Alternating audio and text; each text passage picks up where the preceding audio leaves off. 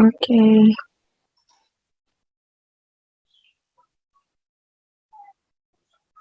Halo, balik lagi di Bitalk. Jadi acara kali ini, perkenalkan nama aku Baby Beauty, aku di BKBI sebagai Ketua Forum Remaja.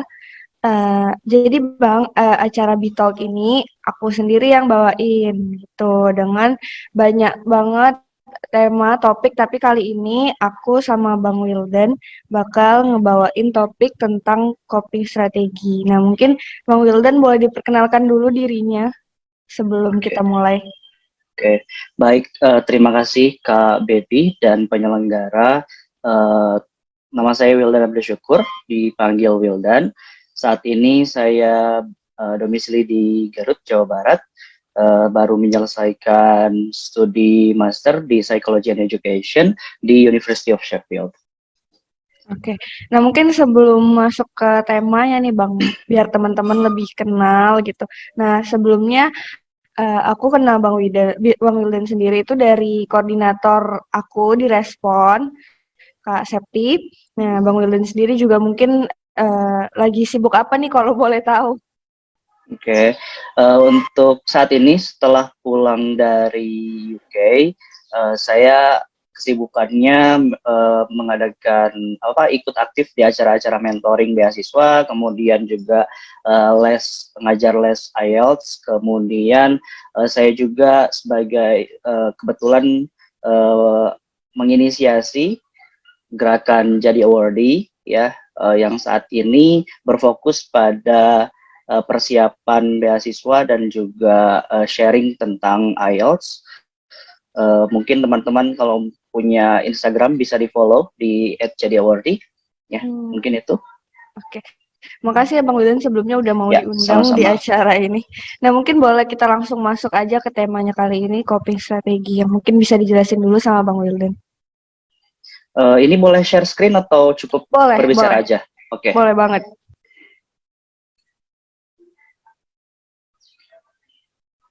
Oh iya, hanya host ya yang bisa share Oh screen. iya bener, aku jadiin co-host dulu ya.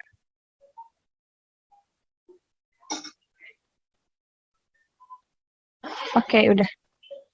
Oke, baik, terima kasih Kak Baby. Sama-sama.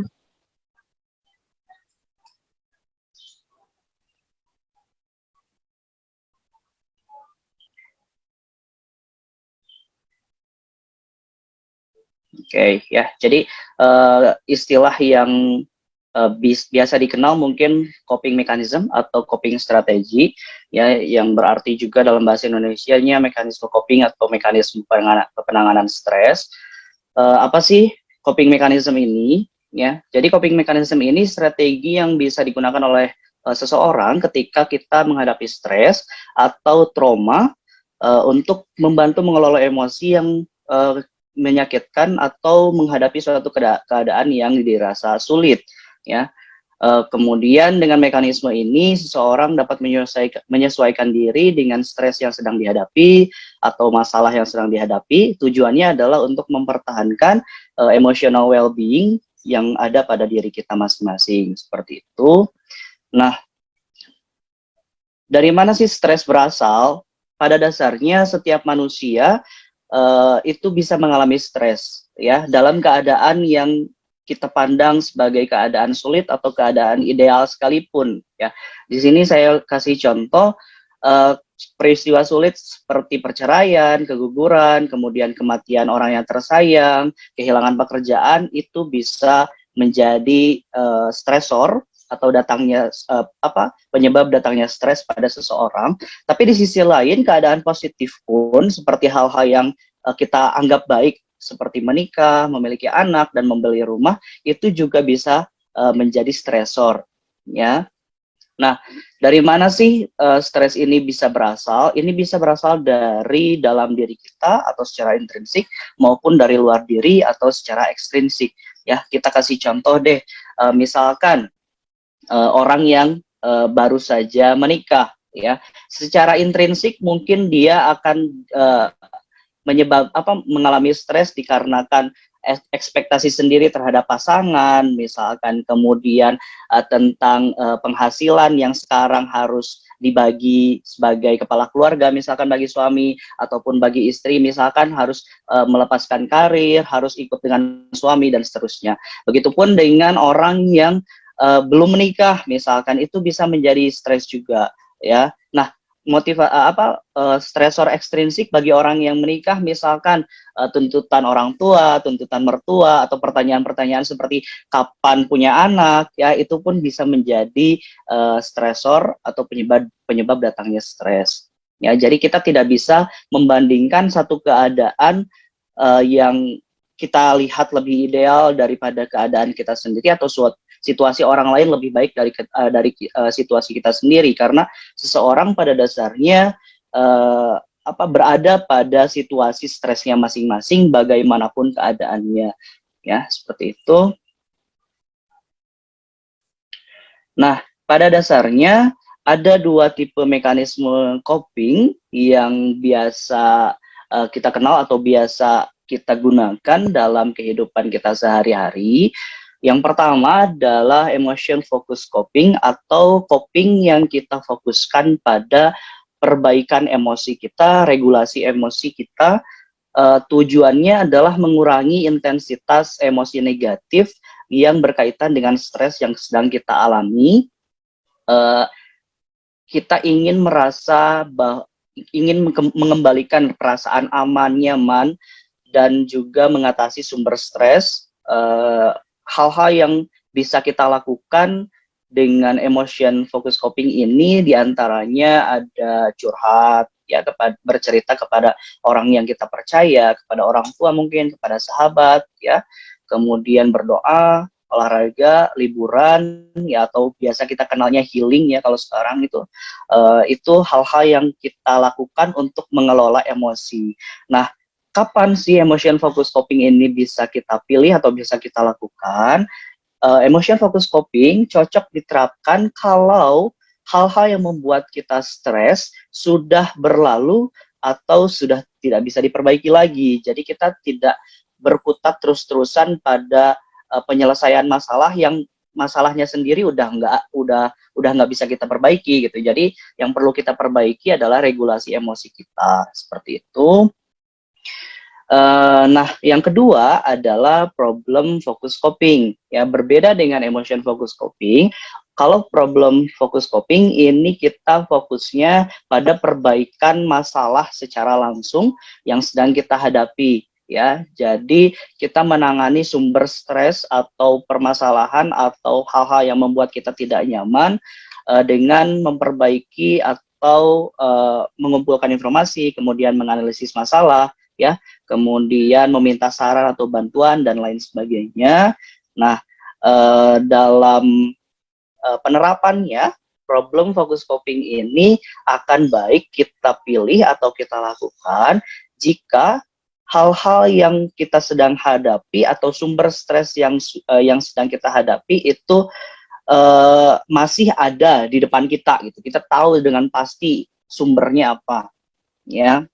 Oke, kita kasih contoh aja. Untuk emotion focus coping, misalkan ketika kita ketika seorang remaja tidak lolos SNMPTN misalkan, kan udah tuh nggak lolosnya udah kejadian gitu. Nah, daripada kita terus-terusan bertanya mengapa, kemudian menyesali diri, kemudian juga merutuki nasib misalkan, ya, mending kita melakukan hal-hal yang lain untuk mengurangi atau untuk membantu pengelolaan emosi kita. Misalkan kita bisa saja dengan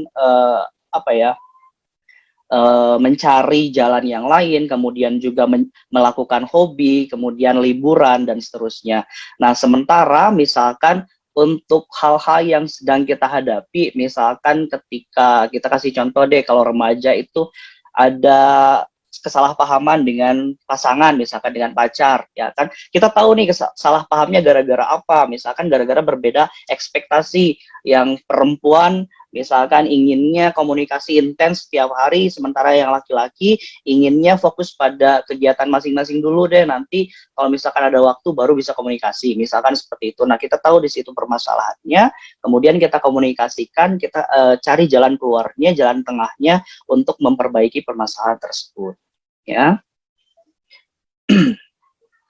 Nah, selain hal-hal yang sudah kita bahas sebelumnya, ternyata mekanisme coping itu tidak semuanya baik untuk dilakukan, karena ada yang namanya maladaptive coping, ya, itu hal-hal yang bukannya menyelesaikan masalah tanpa masalah, tapi malah menyelesaikan masalah dengan masalah, ya. Nah, beberapa contoh di sini saya tuliskan, misalkan melarikan diri dari masalah, ya. Misal di rumah, remaja lah ya, remaja biasanya kan bersih tegang dengan orang tua, berbeda paham, misal berbeda keinginan, misalkan ketika memilih sekolah deh, orang tua pengennya anaknya lanjut ke SMK misalkan, sementara anaknya ingin ngambil SMA misalkan. Nah, karena tidak ketemu jalan keluarnya misalkan, atau tidak ketemu jalan tengahnya karena dua-duanya sama-sama kukuh dengan pendiriannya masing-masing dan keinginannya masing-masing, kemudian si anak memilih untuk keluar dari rumah, pergi sejauh-jauhnya misalkan. Itu bukan keputusan yang bijak untuk dilakukan, karena nantinya dari situ mungkin kita akan membuat orang tua kita khawatir, orang tua kita cemas, kita sendiri juga karena belum ada pengalaman atau misalkan belum ada hal yang bisa kita lakukan di luar rumah, akhirnya kita lontang-lantung tidak karuan di jalan seperti itu, ya.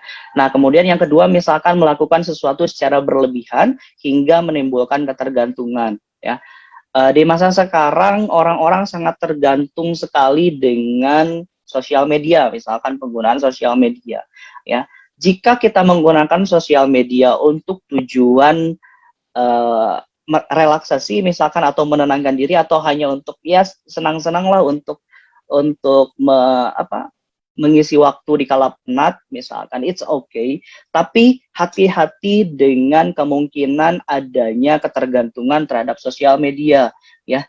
Jika kita terus-terusan scroll sosial media tanpa kita tahu waktu, tanpa kita sadari misalkan, atau misalkan untuk remaja biasanya main game online, ya, atau hal-hal yang lainnya yang bisa menyebabkan ketergantungan, itu nantinya dari yang tadinya niat untuk mengatasi masalah atau keluar mencari emotion focus coping tadi, ya, kita malah menambah masalah dengan menjadi ketergantungan gadget seperti itu, ya. Yang ketiga, melakukan sesuatu yang beresiko, ya, misalkan ketika ada masalah kemudian larinya ke obat-obatan terlarang, konsumsi alkohol, atau misalkan ke pergaulan bebas, ya, itu bukan pilihan yang bijak sama sekali, itu akan menambah masalah yang lain, termasuk yang terakhir, menyakiti diri sendiri atau self harm, ya. Biasanya mungkin ada orang-orang yang dengan regulasi emosi yang terbatas atau tidak bijak dalam menangani emosinya sendiri, kemudian misalkan memukul-mukul tembok hingga tangan berdarah, atau malah misalkan menyakiti diri sendiri, ya, melukai diri sendiri, ya. Itu juga bukan coping yang sehat, atau bukan coping yang bisa kita pilih untuk lakukan, ya.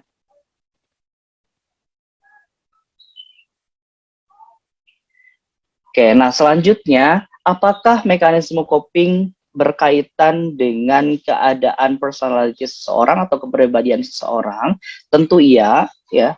Coping mechanism ini bisa dipengaruhi oleh kepribadian kita masing-masing, apakah kita seorang ekstrovert ataukah kita seorang introvert, ya. Nah, jadi ketika kita memilih atau sebelum memutuskan untuk memilih mekanisme coping yang mana, alangkah baiknya kita mengenali diri kita terlebih dahulu, ya.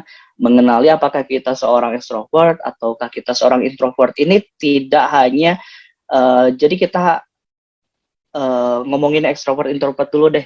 Oke, jadi Extrovert itu tidak sesimpel orang yang social butterfly, orang yang bisa akrab dengan orang lain, orang yang nyaman berkomunikasi dengan orang baru, tidak sesimpel itu gitu. Kita bisa melihat dari bagaimana cara mereka ketika butuh me time. Ya, jika seorang extrovert itu mungkin dia butuh me time-nya dengan ketemu orang lain atau at least berada di suasana yang ramai.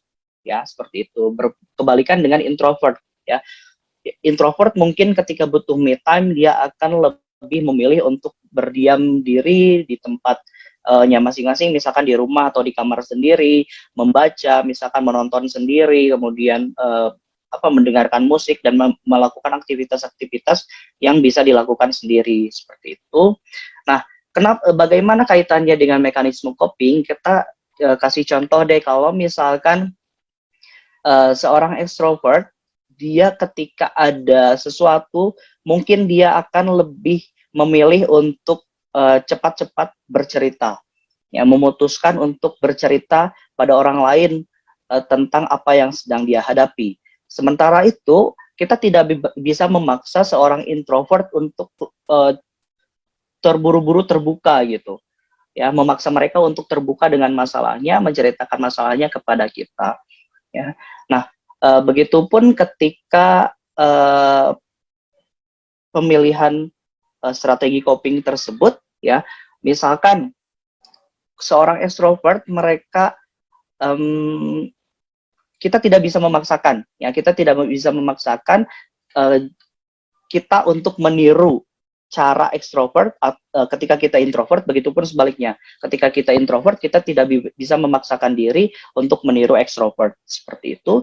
Begitupun ketika kita melihat orang lain, misalkan keluarga kita, adik kakak kita, ataupun pasangan pacar kita, ya, kita tidak bisa memaksakan mereka untuk melakukan sesuatu yang di luar dari kepribadian mereka sendiri, ya. Misalkan sepasang kekasih yang perempuan itu orangnya misalkan extrovert, ya, dia sangat outgoing, kemudian juga social butterfly, kemudian ketika ada masalah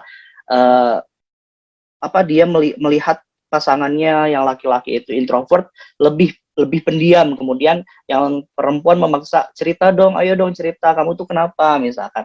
Itu tidak bijak untuk dilakukan, ya, karena kita tidak bisa memaksakan seseorang untuk mengadaptasi cara kita dalam mekanisme coping, begitupun sebaliknya.